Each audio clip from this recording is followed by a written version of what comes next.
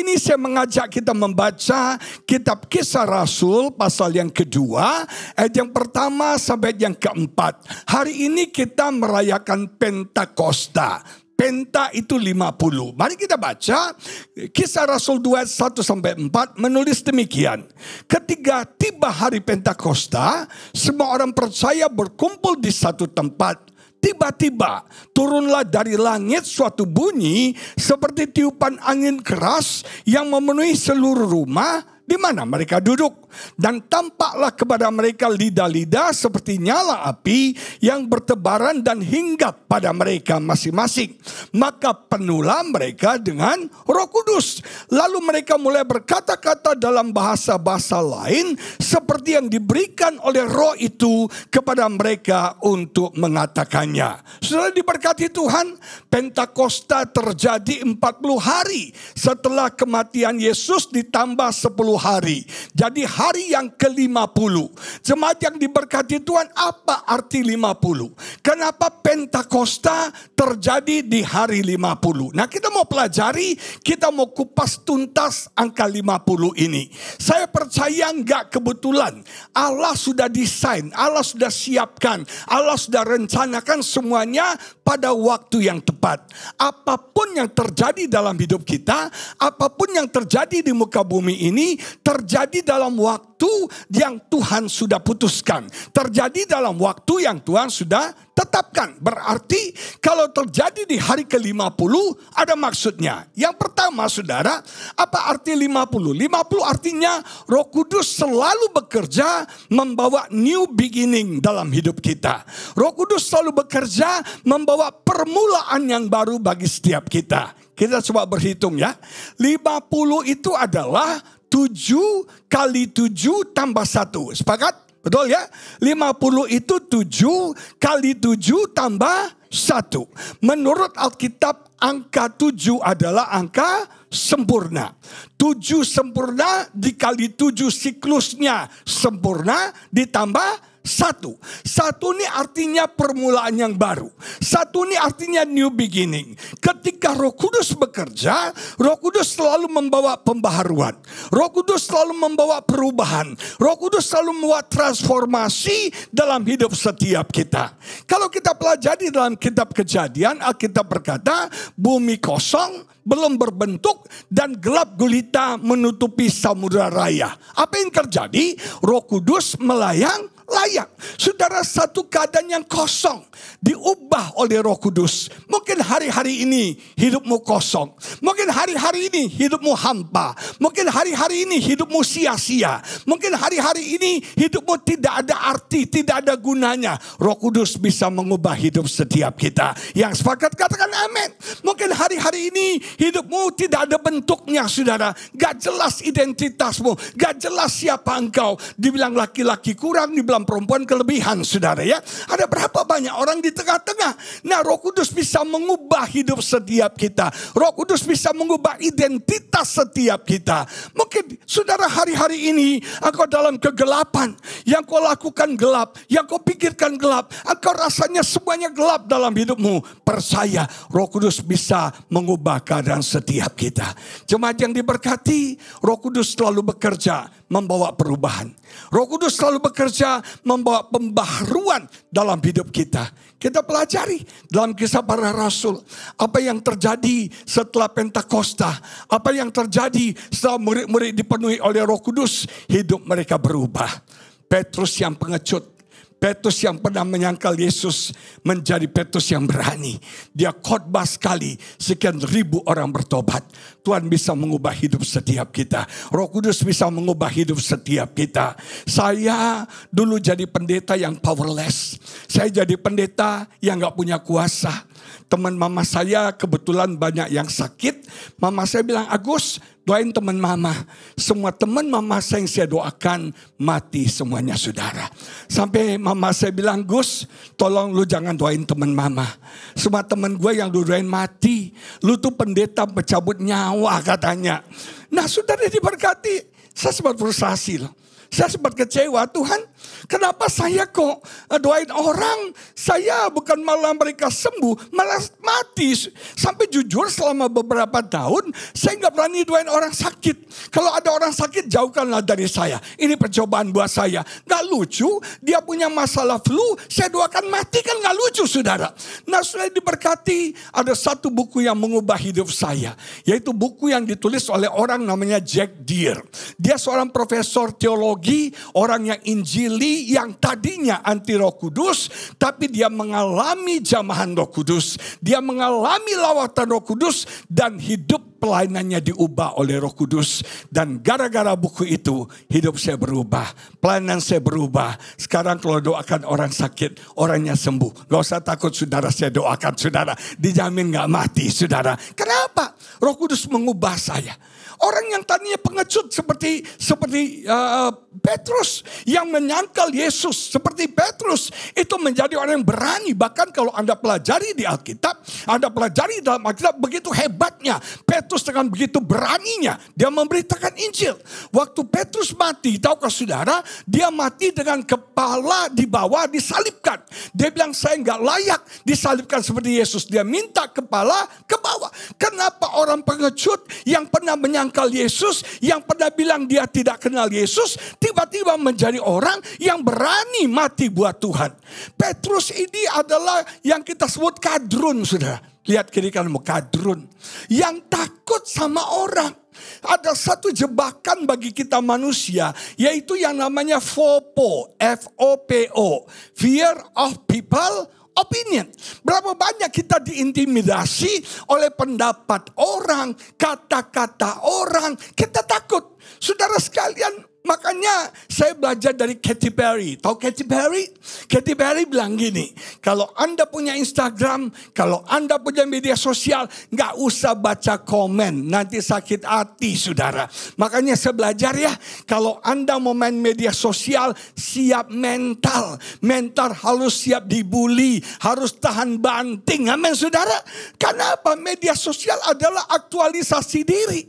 Ini kesempatan sarana orang mengaktualisasi dirinya. Ini gua nih, kan pamer. Media sosial ajang pamer. Jadi kalau Anda lihat media sosial pamer banget, memang media sosial tujuannya untuk pamer. Kalau Anda lihat Instagram isi saya pamer, memang kami mau pamer saudara. Amin saudara. Jangan tersinggung dengan pamer orang.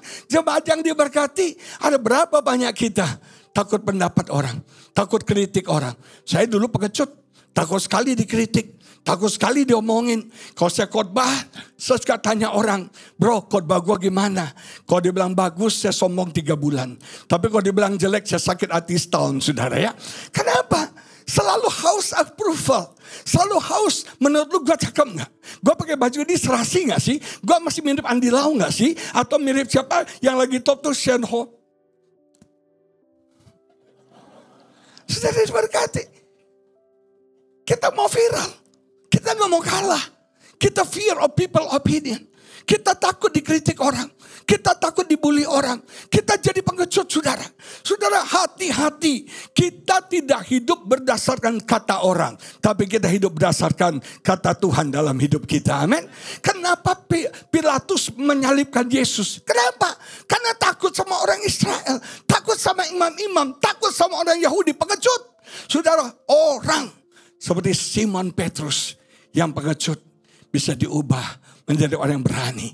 Tuhan bisa mengubah hidup setiap kita. Roh Kudus bisa mengubah nasib setiap kita. Ketika Roh Kudus bekerja, ada perubahan yang akan terjadi. Nama Tuhan dipermuliakan. Amin. Ada ayat yang saya ingin kita baca dari 2 Korintus 3 ayat 18 yang menulis demikian. Dan kita semua mencerminkan kemuliaan Tuhan dengan muka yang tidak berselubung. Dan karena kemuliaan itu datangnya dari Tuhan yang adalah roh, maka kita diubah, transform menjadi serupa dengan gambarnya dalam kemuliaan yang semakin besar. Saudara, ketika kita dipenuhi oleh roh, bukan cuma tandanya kita berbahasa roh, bukan cuma itu. Artinya kalau Anda dipenuhi Roh Kudus, apa buktinya? Apa tandanya? Hidup Anda berubah. Makanya analognya orang penuh Roh Kudus sama seperti orang mabuk. Alkitab bilang, janganlah kamu mabuk oleh anggur, karena anggur menimbulkan hawa nafsu. Tapi hendaklah kamu penuh dengan roh. Saya belajar gini, dalam hidup kita yang menguasai kita tuh hanya dua pilihan. Apakah engkau dikuasai oleh hawa nafsu? Apakah engkau dikuasai oleh daging? Atau engkau dikuasai oleh roh? Berapa banyak orang hancur hidupnya karena dikuasai oleh hawa nafsu. Salah satunya hawa nafsu cinta akan uang. Yudas menjual Yesus gara-gara apa? Cuan. Cien. Hati-hati dengan cinta akan uang. Tahukah saudara? Yesus katakan, saingan terberat Yesus siapa? Ada yang tahu? Saya kalau khotbah suka interaktif ya. Jadi kalau saya tanya, Anda jawab sudah. Saya harapkan Anda jawab. Tapi seringkali kalau saya tanya, orang nggak jawab. Sampai saya bilang sama istri saya, saya pancing ya. Yang bisa jawab saya kasih cepet cek. Oh semua pasti mau jawab saudara ya. Saya jadi lupa nanya apa tadi. Saingan Yesus siapa? Bukan iblis. Bukan setan. Setan bukan saingan. Setan sudah dikalahkan. Setan sudah ditaklukkan. Amin sudah. Setan sudah kalah. Saingan Yesus adalah mamon, cuan, hepeng. Itu saingan Yesus. Gara-gara cinta uang, orang berbuat jahat. Keluarga bisa hancur gara-gara duit. Teman-teman baik bisa pecah kongsi gara-gara duit. Orang jadi dari baik jadi jahat gara-gara apa? Duit. Makanya orang Kristen kayak kereta api. Pernah tahu kereta api? Bunyinya cuma 3. Duit. Betul nggak? Terus dia mau masuk stasiun, seret. Dia jalan susah. Kita orang-orang sekarang ngomongnya duit, susah, seret. Kok gimana bisnis sekarang? Susah. Lancar oke kok? Seret. Betul gak saudara? Baik kok? Payah. Sudah duit, susah, seret. Saya mau beritahu, jangan hidup kita dikuasai oleh uang. Kita butuh uang, tapi uang bukan segala-galanya. Uang jangan jadi tuan, uang harus jadi hamba. Uang kalau jadi tuan, dia jadi tuan yang jahat. Tapi kalau jadi hamba, dia jadi hamba yang baik. Amin. Saya belajar gini, saya gak mau kejar uang.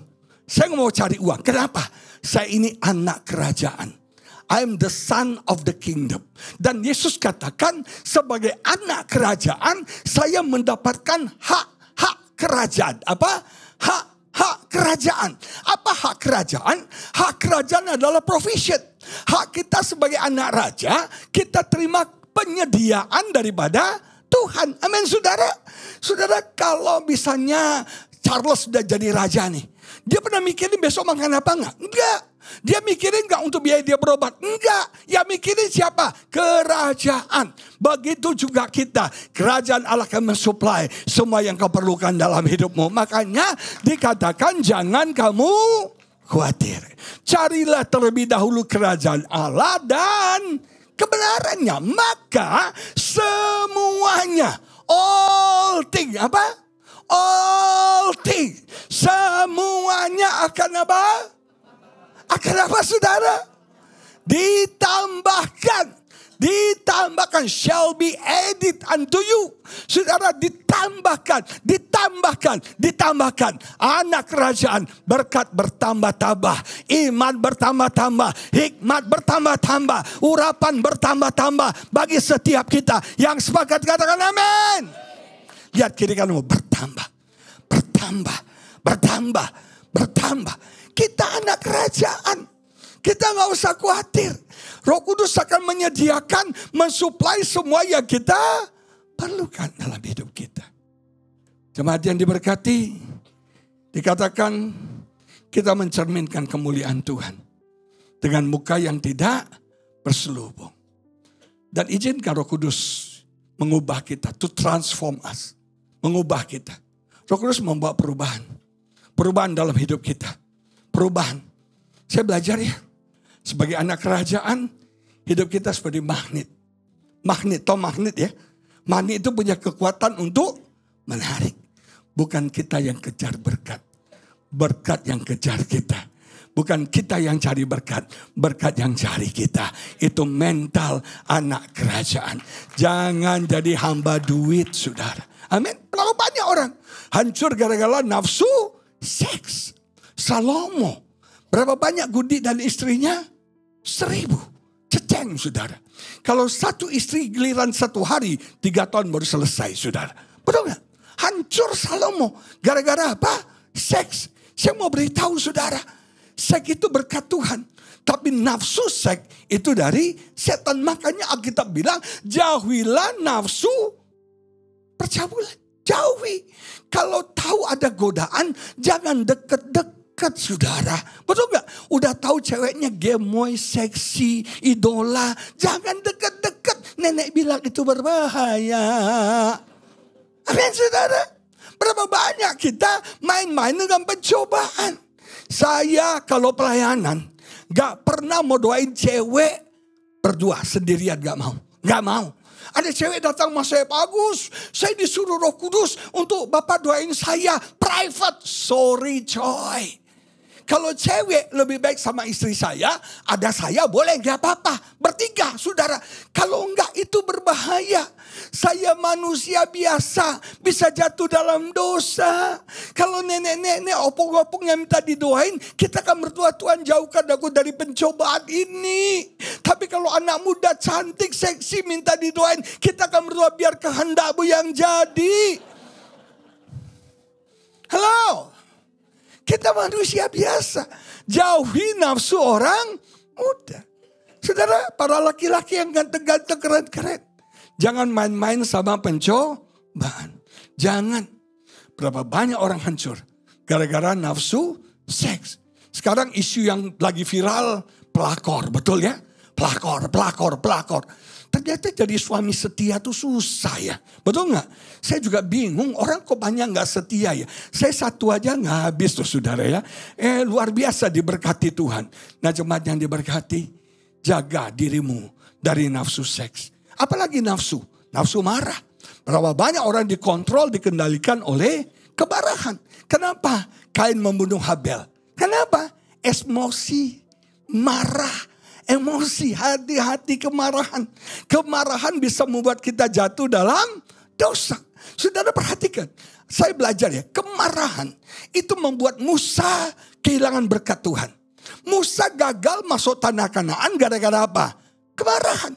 Tahukah saudara, Musa pemimpin hebat, gak ada yang bisa sangkal. Musa great leader, pemimpin dipakai Tuhan, gak ada yang bisa jangkal. Hebat sekali, dia mimpin jutaan orang, luar biasa. Tapi satu kekurangan Musa, satu kelemahan Musa adalah pemarah. Dia gak bisa kontrol emosinya. Umur 40, dia dari istana pergi besuk bangsanya, betul? Dia ketemu ada orang Mesir menganiaya orang Yahudi. Dia marah. Dia bunuh orang Mesir. Jadi pelarian di Midian. Saudara masih ingat ketika dia naik ke Gunung Sinai. Harun memimpin bangsa Israel. Mereka menyembah berhala. Musa marah. Dia lempar lagi loh batu. Isunya Musa cuma satu. Marah dan marah. Sampai satu hari bangsa Israel ngomel minta minum. Musa marah, dia pukul batu karang. Tuhan gak bilang pukul loh. Tuhan bilang berkata kepada batu karang. Dia pukul dengan emosi. Dia tidak taat sama Tuhan. Dan gara-gara kemarahannya dia gagal masuk ke tanah Kanaan. Ada berapa banyak kita? Karena kemarahan kita kehilangan banyak kesempatan. Kita kehilangan banyak berkat Tuhan dalam hidup setiap kita. Saya sadar marah itu gak ada gunanya. Marah itu saudara menyakiti hati orang-orang yang kita cintai. Saya ini pemarah. Korban kemarahan saya adalah salah satunya istri saya. Saya paling sayang sama dia. I love you with all my heart sayang. You are my everything. Hati-hati dalam pernikahan ya. Kita harus jaga keharmonisan. Cinta harus dijaga. Cinta bisa hilang. Orang kalau baru menikah, lagunya tahu gak lagu apa? I can't stop loving you. Baru married. Kalau sudah 20 tahun married, lagunya apa? Please release me, let me go. Nah coba diberkati. Cinta bisa hilang. Cinta bisa kandas. Makanya belajar untuk tidak menyakiti hati pasangan kita. Amin. Kadang-kadang maaf, kita sebagai suami hanya gara-gara celana kita sobek sama istri kita marahin dia. Kita sakiti hatinya. Berarti celanamu lebih penting dari perasaan istrimu. Bagi saya perasaan istri saya jauh lebih penting dari apapun juga. Nah, jemaat diberkati. Jangan hidup kita dikuasai oleh nafsu, oleh daging. Tapi hidup kita dikuasai oleh roh. Nah, Roh Kudus akan bekerja mengubah setiap kita, to transform us. Nah, untuk kita bisa berubah, hal yang pertama adalah kita harus menanggalkan semua selubung. Kita harus menanggalkan semua topeng. Anda mau berubah? Anda mau dirubah Roh Kudus? Hal yang harus kita lupakan, buka dulu topengmu, buka dulu topengmu. Lihat kiri kananmu bilang, buka dulu topengmu. Berapa banyak kita orang Kristen pakai topeng. Topeng itu hipokrit, munafik, drama, sandiwara. Tahukah saudara? Yang paling jago acting bukan di sinetron. Yang jago acting bukan di Hollywood. Yang jago acting ada di ICI hari ini, saudara. Kita pemain drama. Kita pemain sandiwara. Kita jago acting. Kalau hari Minggu kita pakai jubah yang namanya Kristen. Apa? Rohani. Jubah hari Minggu ditanya, Pak gimana kabar? Haleluya. Semua oke Pak? Glory. Biasa lancar Pak. Tuhan Yesus baik. Hari Minggu. Senin sampai Sabtu setan, saudara. Sampai teman saya banyak ketipu sama orang Kristen. Mereka bilang, Pak tahu nggak? Mukanya kayak Gabriel Pak. Tapi hatinya Lucifer Pak. Kenapa? Drama, acting. Di gereja rohani semuanya. Di gereja, waduh rohani banget, saleh banget. Di gereja, haleluya, puji Tuhan. Kristen bukan hari Minggu Pak. Kristen bukan hari Minggu. Kristen itu Senin sampai hari Minggu sampai Minggu. Itu Kristen every day of your life. People can see Jesus in your life. Orang bisa lihat Yesus gak dalam hidupmu. Berapa banyak kita gak mengizinkan Yesus tampil dari hidup kita. Orang gak lihat Yesus. Coba lihat di kiri kananmu. Kalau lihat Yesus apa susie? Kalau lihat Tuhan apa lihat hantu? Coba lihat di kiri kananmu. Jujur. Berapa banyak orang sekarang, maaf ya.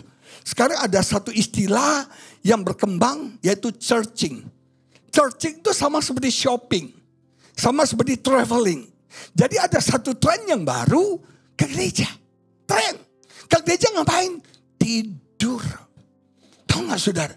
Di sini sih gak ada ya. Gak ada bedanya. Iblis mengubah strategi. Tahu gak? Iblis mengubah strategi untuk menghancurkan kekristenan. Dulu dia pakai aniaya. Dikasih aniaya. Tapi ternyata gagal.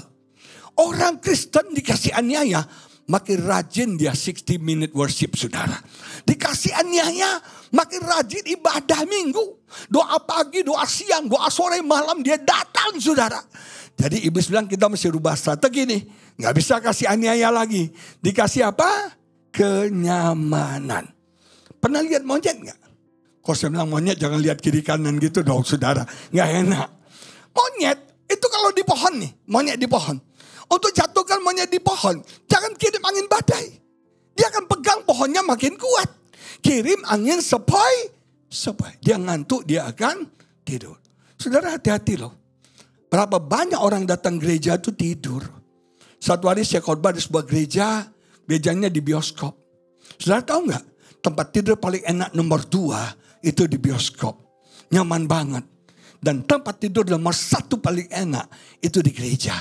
Tidur dalam hadirat dan urapan Tuhan. Nah, gereja di bioskop. Tidur.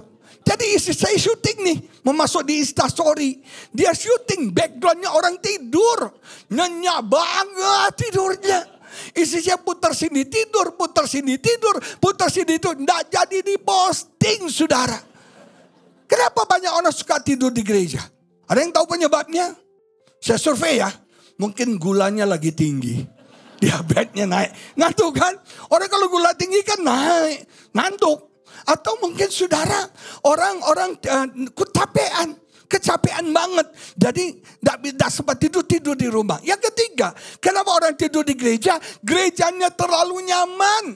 Makanya Pak Petrus usul minggu depan AC dipanasin. Kalau AC dingin gini, pada ngantuk kan? Ya betul nggak? AC-nya dipanasin Pak ya. Terus yang kedua kursi diganti Pak. Kursinya diganti kursi bakso. Tahu kursi bakso ya? Ganti kursi bakso, Anda ngantuk, jatuh langsung. Nah coba diberkati buka topeng kita. Kita selama ini ke gereja pakai topeng. Betul nggak? Kita ada di dunia tipu-tipu kata Yura Yudita. Betul nggak? Kita di dunia tipu-tipu. Kita main sandiwara. Betul nggak? Dunia ini ceritanya mudah berubah. Amin. Kita main tipu-tipu. Dunia tipu-tipu. Semuanya tipu-tipu di dunia ini. Betul nggak? Amin saudara. Saya mau nanya. Tempat persembunyian paling aman itu untuk orang berdosa di mana? Anda yang bilang bukan saya ya. Di gereja. Betul nggak? Aman. Maka dari itu buka dulu topeng bang. Siapa mau buka topengnya? Izinkan Roh Kudus mengubah kita dari dalam. Mengubah hati kita. Satu hari saya berdoa minta terobosan. Tuhan bilang hambaku, terobosan dimulai dari hatimu. Yang perlu diterobos itu hatimu. Hatimu yang keras, yang jugul itu. Hatimu yang sombong. Orang sombong itu gak bisa ditegur. Orang sombong itu gak bisa dinasihati. Orang sombong itu gak bisa dibilangin. Gak bisa. Punya self-righteous, pembenaran diri yang tinggi banget. Sudah hati kita yang sombongnya harus dihancurkan. Siapa mau diberkati Tuhan luar biasa. Yang menghalangi Tuhan berkati kita sombong. Sudah miskin, kere, jelek. Apalagi bau. Gak punya pendidikan, goblok, sombong lagi. Lihat kiri kanmu, jangan-jangan lu yang maksud. Nah coba diberkati. Jangan sampai sombong, amin. Ubah hati kita, kekerasan hati kita. Saudara, semua kesombongan kita. Semua apapun semua yang tidak benar di hati kita harus diterobos oleh Tuhan. Dimulai dari hati kita. Kata berubah itu metamorfo. Seperti proses seekor kepo ulat berubah dalam kepompong untuk menjadi kubu-kubu. Satu proses. Untuk berubah perlu yang namanya proses. Perlu proses. Dan proses itu menyakitkan. Proses itu menyakitkan. Saya ini orang sombong saudara. Saya ganteng, mirip Andi Lau. Saya sekolah pintar, juara kelas. Benar. Saya pintar saudara. Saya sombong. Semua orang saya anggap oon semua. Semua orang saya anggap gak ada. Gak eksis. Itu saya. Sombong. Tuhan bilang sorry hambaku. Lu gak bisa masuk surga. Surga pintunya kecil, kepala lu gede. Big head lu gak bisa masuk. Perlu dikempesin. Nah proses pengempesan ini sakit loh. Gak dianggap orang. Dihina orang. Ditolak orang. Gile, gue ditolak orang. Gak salah tuh orang. Betul gak? Rasanya dihina, sakitnya luar biasa. Sakitnya, tapi saya tahu. Itu cara Tuhan ngempesin saya. Itu cara Tuhan membuat saya rendah hati. Orang sombong selalu mengandalkan kekuatannya. Tapi orang rendah hati selalu mengandalkan Tuhan. Tahu saudara, bahasa orang sombong itu dua. Bahasa orang sombong itu dua. Yang pertama kritik, yang kedua komplain. Itu bahasa orang sombong. Kalau Anda kerja tukang kritik, kalau Anda kerja komplain, Anda songong saudara. Apa? Kritik dan komplain. Dikit-dikit kritik. Dikit-dikit komplain, itu songong. Bahasa orang yang rendah hati, dia bisa bersyukur. Amin saudara. Saya berdoa, kita diubah Roh Kudus menjadi orang rendah hati. Nama Tuhan dipermuliakan, amin. Nah, ada perubahan terjadi yang datangnya daripada Roh Kudus. Dan kita diubah menuju kemuliaan yang semakin besar. From glory to the greater glory. Kita diubah menjadi serupa seperti Yesus. Saya belajar ya. Tujuan kita ada di muka bumi ini. Kita diselamatkan. Bukan hanya untuk masuk surga. Saya mau nanya ya. Ada berapa banyak saudara yang percaya. Kalau Anda meninggal Anda masuk surga, angkat tangan. Gak semua ya. Kenapa Anda gak yakin masuk surga? Buat apa Anda percaya Yesus? Kalau gak yakin masuk surga. Kita harus mengerti pengorbanan Yesus itu menebus kita. To redeem us. Membayar kita menjadi pengganti buat kita. Saudara, Tuhan gak pernah lihat kita. Yang Tuhan lihat adalah Yesus. Kalau Tuhan lihat Agus Rutan dari atas ke bawah, semuanya kelemahan. Kalau Tuhan lihat Agus Rutan dari atas ke bawah, semuanya kekurangan. Satu hari istri saya bilang gini, waktu baru menikah, sayang, waktu baru menikah sama kamu, saya bangga banget loh. Bisa married sama kamu. Saya lihat kelebihan-kelebihan kamu. Kamu ganteng, pintar, punya karisma, disukai orang. Saya bangga banget kawin sama kamu. Saya lihat kelebihan-kelebihan kamu. Tapi sekarang sudah 22 tahun kita menikah. Sorry ya, saya melihat kelemahan-kelemahan kamu. Dan jujur dia bilang, kelemahan kamu lebih banyak daripada kekurangan. Kelemahan kamu lebih banyak dari kelebihan kamu. Setelah kalau bicara kekurangan, banyak kekurangan saya. Banyak kelemahan saya. Tapi Tuhan gak lihat Agus Lutan. Tuhan lihat Yesus yang sudah membayar Agus Lutan. Tuhan gak lihat dosamu. Tuhan gak lihat kesalahanmu. Tapi Tuhan lihat Yesus yang sudah mati buat setiap kita. Yang sepakat katakan amin. Nah, coba diberkati. Tujuan kita di muka bumi ini diselamatkan. Bukan cuma surga. Tapi supaya hidupmu dan hidupku diubah menjadi serupa seperti Yesus. Sehingga orang bisa melihat Yesus menjelma dalam hidup kita. Orang bisa melihat karakter Yesus. Yang lemah lembut, bukan lemah gemulai ya. Yang murah hati. Melihat karakter Yesus yang sabar. Yang sukacita, karakter Yesus yang rendah hati ada dalam hidup setiap kita. Satu hal yang sulit saya lakukan dulu adalah mengampuni. Saya sulit untuk mengampuni orang yang melukai saya. Saya sulit untuk mengampuni orang yang nyakitin hati saya. Dan tahukah saudara, saya paling kecewa dengan papa saya. Papa saya orangnya baik, tapi cool dia minta ampun. Dari kecil saya ingat, gak pernah papa peluk, gak pernah papa cium, gak pernah papa gendong, gak pernah naik sepeda sama papa, gak pernah main kuda-kudaan sama papa. Papa saya untouchable. Gak bisa dipegang, gak bisa disentuh, gak pernah pelukan kami. Sorry, haram hukumnya. Saya pahit dengan papa saya. Saya kecewa dengan papa saya. Saya berusaha untuk mengampuni, tapi gak bisa. Dengan kekuatan saya gak bisa. Saya belajar gini. Satu kebenaran terakhir. Tuhan gak pernah memerintahkan kita melakukan sesuatu tanpa dia melakukan terlebih dahulu sama kita. Dengar ya. Tuhan gak pernah memerintahkan kita melakukan sesuatu tanpa dia melakukannya terlebih dahulu pada kita. Sepakat katakan amin? Tuhan bilang ini. Kasihilah sesamamu seperti aku telah mengasihi kamu. Ampunilah sesamamu sama seperti aku telah mengampuni kamu. Terimalah satu dengan yang lain sama seperti aku telah menerima kamu. Tuhan gak pernah menyuruh kita melakukan sesuatu yang dia tidak pernah lakukan terlebih dahulu dalam hidup kita. Artinya apa? Kita bisa mengampuni. Kita mengasihi bukan dengan kekuatan kita, tapi dengan kekuatan Tuhan. Tuhan memberikan kita kekuatan beyond limit, saudara. Ketika kita sebagai manusia gak sanggup sabar, Roh Kudus memberikan kita kekuatan untuk sabar. Ketika kita gak mampu mengasihi, Roh Kudus memberikan kita kekuatan untuk mengasihi lebih lagi. Amin saudara. Ada Roh Kudus di tengah-tengah kita. Di hari Pentakosta, hari yang ke-50, ada new beginning bagi hidup setiap kita. Apa tandanya? Anda dipenuhi Roh Kudus. Hidupmu berubah, karaktermu berubah, tutur katamu berubah, cara berpikirmu berubah. Nama Tuhan dipermuliakan. Orang bisa lihat Yesus, orang bisa lihat Tuhan ada dalam hidup setiap kita. Mari kita bangkit berdiri.